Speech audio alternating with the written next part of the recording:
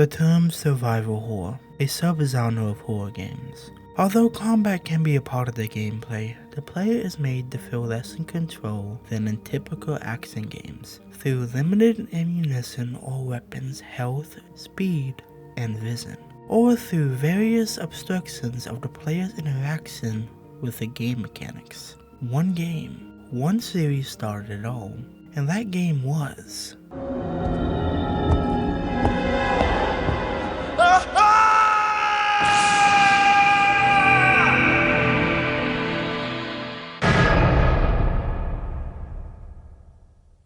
Resident Evil was the first of its kind. But what is the story of Resident Evil? What happened after its success? Let me tell you a story. The story of Resident Evil. Without further ado, let us enter the survival horror.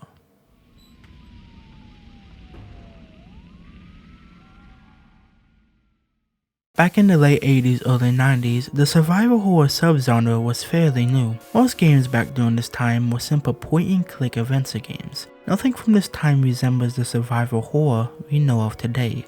That was until a game by the name of Alone in the Dark was released. Alone in the Dark was and still is one of the most important games in the history of survival horror. This game would go on to help inspire Resident Evil.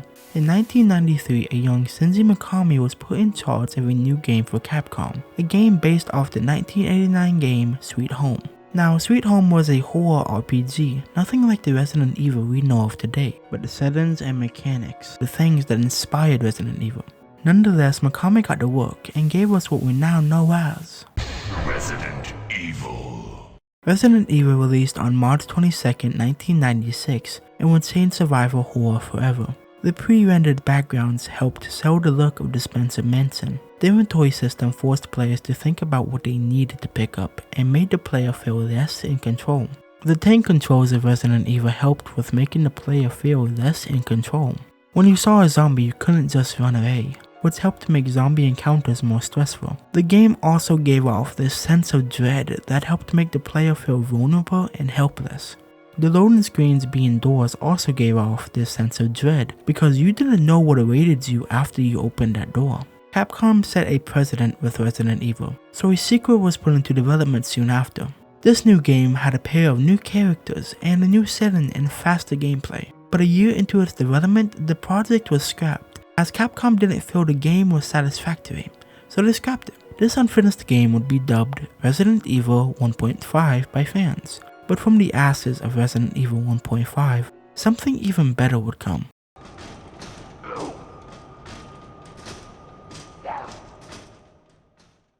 After they scrapped the original Resident Evil 2, they would spend 1 year remaking the game, making it better. And on January 21st, 1998, their hard work would pay off when they released Resident Evil 2.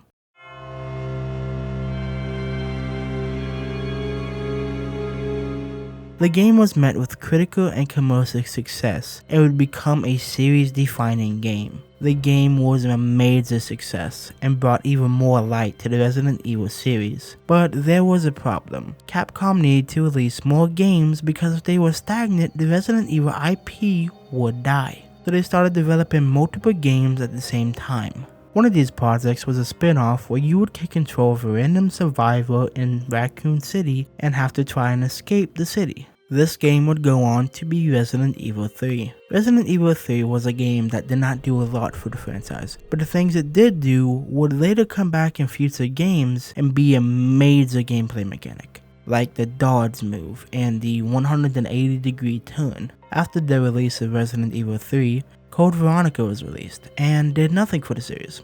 After Code Veronica, Resident Evil 1 Remake was released, and it was an amazing game.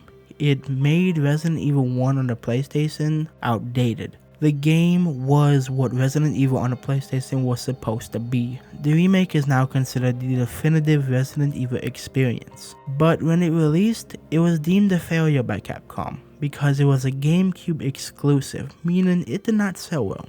In the same year, they released Resident Evil 0, and it suffered the same fate because they were both GameCube exclusives. So, Capcom, after the failure of Resident Evil 1 Remake and Resident Evil 0, decided that the new game they were developing for the Resident Evil series needed to be different. It needed to be more fun. And in 2005, they delivered on making it more fun.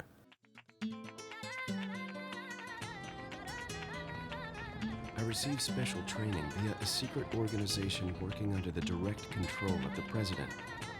I was to assume the responsibility of protecting the new president's family.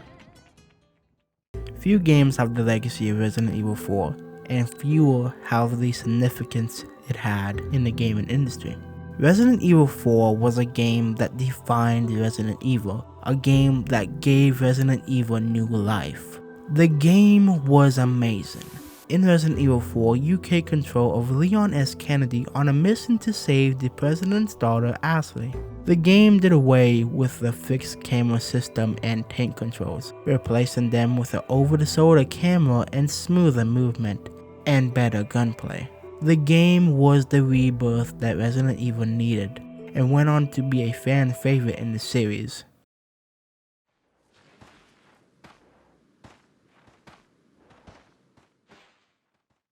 After the release of Resident Evil 4, Capcom was put in a dilemma. They did not know what fans loved about the game the most. Did they love the survival horror elements, or did they love the action elements? Capcom finally decided that they thought that fans loved the action elements the most, and they decided to double down. And with the next game, Resident Evil 5, they doubled down hard. The game was not scary. The game did not resemble anything like Resident Evil. The game was an action game. The game was not scary.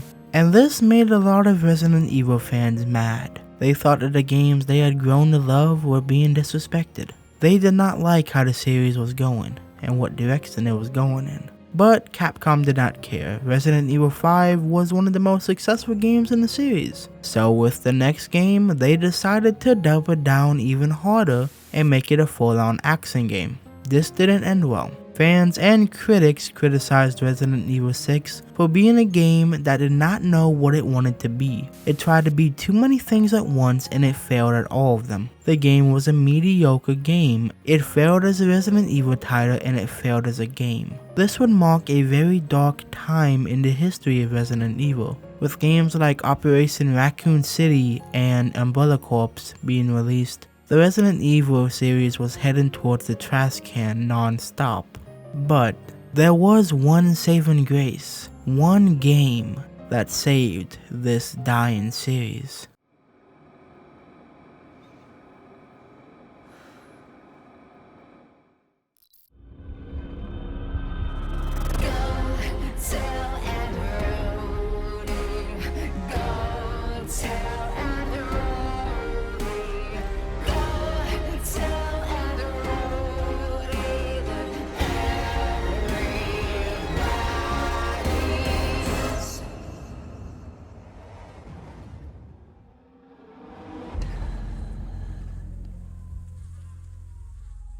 What Resident Evil 7 achieved is insane. The game managed to bring back the Resident Evil series from death, and it came back better than ever. Resident Evil 7 was a return to survival horror, and it did it effectively.